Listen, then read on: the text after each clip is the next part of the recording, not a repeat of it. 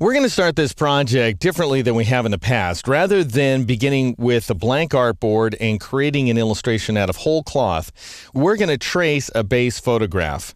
Now, when I say trace, I don't want you to take that too literally. I don't mean that we're going to scrupulously reproduce every single design element that you see before you on screen right now, because after all, what would be the point of exactly replicating somebody else's piece of artwork? Instead, we're going to use this photograph as the basis for our own unique design, as you'll see. The photograph in question is tilephoto.jpg. It's found inside the 06 Transform folder. Just to establish things, I have this photograph open inside of Photoshop. I'm going to go ahead and zoom in on it.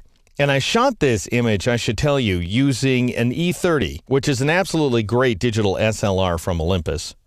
And we're going to take this photograph and we're going to trace it here inside of Illustrator. Now notice, this is the final illustration that I created the first time around, and it's called finalmosaic.ai, found once again inside of the 06 Transform folder.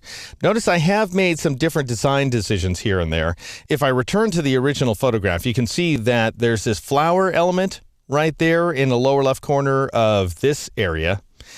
And then over here, there's a kind of leaf element or some sort of bug or something like that going on.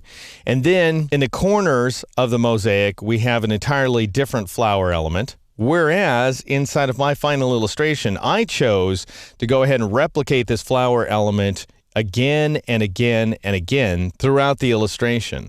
And I decided to do that to simplify the project just a little bit. I also happen to like the results. So again, you can go your own way. Here's the news, though, that I think you'll be interested in. You're going to be building all of these elements completely on your own, which may at first seem a little daunting, especially if you're fairly new to graphic arts in general or Illustrator specifically. But we're going to take this one step at a time, and I assure you, you are going to be able to follow along.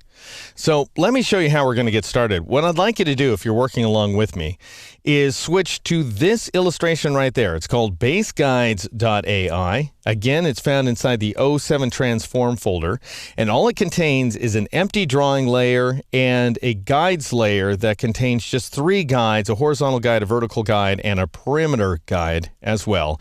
And this will serve as the basis of our illustration, and I'll show you how to introduce the base photograph so that we can begin tracing it in the next exercise.